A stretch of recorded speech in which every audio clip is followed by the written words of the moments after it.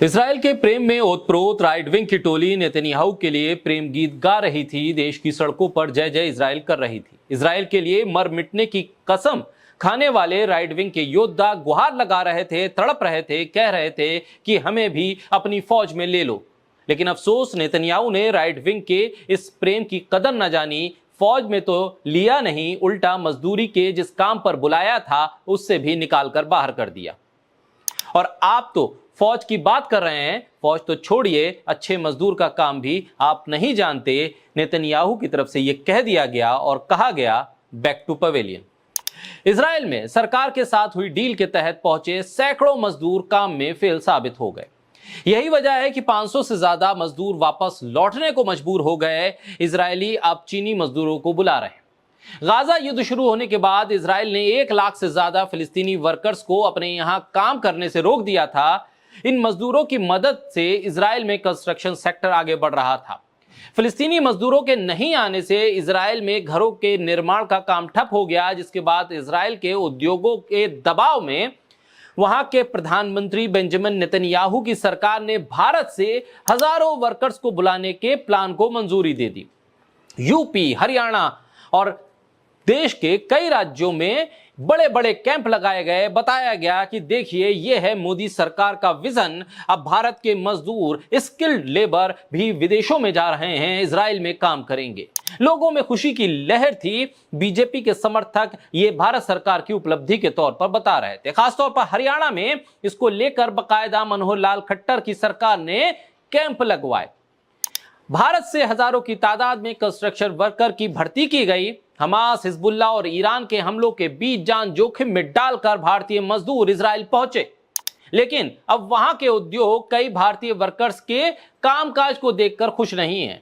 कह रहे हैं कि आपको बुला तो लिया गया, लेकिन आपको किस काम के लिए बुलाया गया है वो आपको खुद को नहीं पता। आलम यह है कि इजराइल के उद्योग अब चीन के वर्कर्स को बुला रहे हैं और भारतीयों से लेबर का काम करवा रहे हैं। असल में एक नहीं, कई ऐसे केस सामने आए हैं जहां पर भारतीय इजराइल तो पहुंच गए, लेकिन जिस नौकरी के लिए चुना गया था उनका स्किल उसके आसपास भी नहीं था। ऐसे मामले सबसे ज्यादा कंस्ट्रक्शन सेक्टर में देखने को मिले, क्योंकि वहां पर अभी इजराइल को कई मजदूरों की जरूरत है। जो भारतीय इस समय इजराइल पहुंचे हैं, उनको लेकर जैसा फीडबैक सामने आ रहा है, उससे भी भारत की साख भी दांव पर लग रही है। असल में दावा किया गया है कि इजराइल पहुंचे कई मजदूर जरूरी स्किल सेट ही नहीं जानते हैं। वो सिर्फ नौकरी के लालच में इजराइल पहुंच गए और भारत की सड़कों पर राइट विंग की टोली इजराइल प्रेम में नारे लगा रही थी और कह रही थी कि फिलिस्तीनियों को मारो, बस हमें इजराइल बुला लो। मान लीजिए, अगर उन मजदूरों को किसी कंस्ट्रक्शन कंपनी में काम करना है तो उन्हें वहां कम से कम हथौड़ा चलाना आना चाहिए। लेकिन यहां से जो लोग गए उन्हें हथौड़ा चलाना भी नहीं आता था। कई ऐसे हैं जो भारत में तो फल और सब्जी बेचते थे, लेकिन ज्यादा पैसों के चक्कर में, मोदी सरकार की उपलब्धि के चक्कर में इजराइल पहुंच गए। अब स्किल तो आता नहीं है तो फिर वहां करें तो करें क्या। इजराइल की कंस्ट्रक्शन कंपनियों में काम प्रभावित होने लगा और इसका असर अब भारत पर भी पड़ रहा है। अब यह तो समस्या की बात हो गई, लेकिन आखिर ऐसी स्थिति बनी क्यों? अगर समझना है तो समझिए कि असल में इजराइल के दूतावास से जब कुछ आंकड़े मांगे गए तो पता चला कि भारत से 2 तरीकों से वर्कर्स को बुलाया गया था। एक हायरिंग हुई थी सरकार के जरिए, जिसकी जिम्मेदारी खुद नेशनल स्किल डेवलपमेंट कॉर्पोरेशन ने ली थी और जिसकी वाहवाही मोदी सरकार लूट रही थी। हरियाणा में इसकी जोरदार पैरवी की गई थी। और दूसरा तरीका था बिजनेस टू बिजनेस वाला, जिसमें निजी कंपनियों के जरिए इजराइल भेजे गए थे लोग।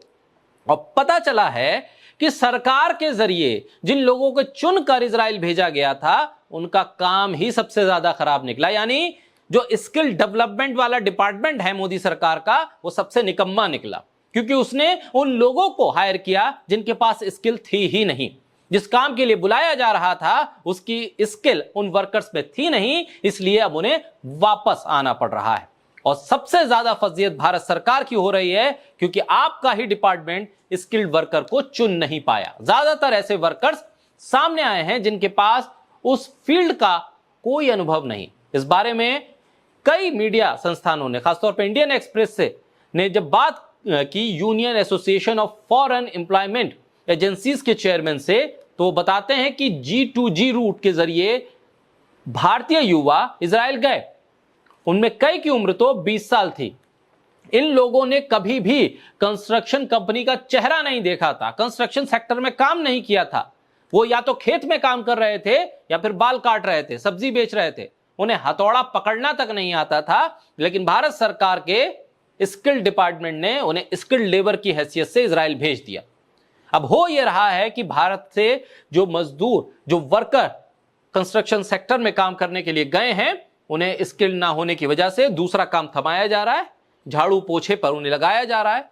कुछ लोग तो वापस आ गए, कुछ अभी भी इजराइल में हैं, लेकिन फजीयत मोदी सरकार के उस स्किल्ड डिपार्टमेंट की हो रही है, जिसने भारत से तो युवाओं को इसलिए भेजा था, कैंप लगा लगा कर वाहवाही इसलिए लूटी थी, ये बताने के लिए कि मोदी सरकार का स्किल डेवलपमेंट का जो प्रोग्राम है, वो जो डिपार्टमेंट है, वो कितना बेहतर काम कर रहा है।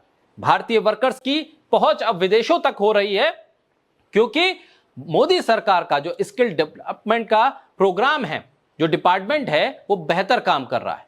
लेकिन हकीकत में ये तमाम लोग जो यहां से पैसा कमाने के लिए इजराइल पहुंचे थे, अब वापस लौट रहे हैं।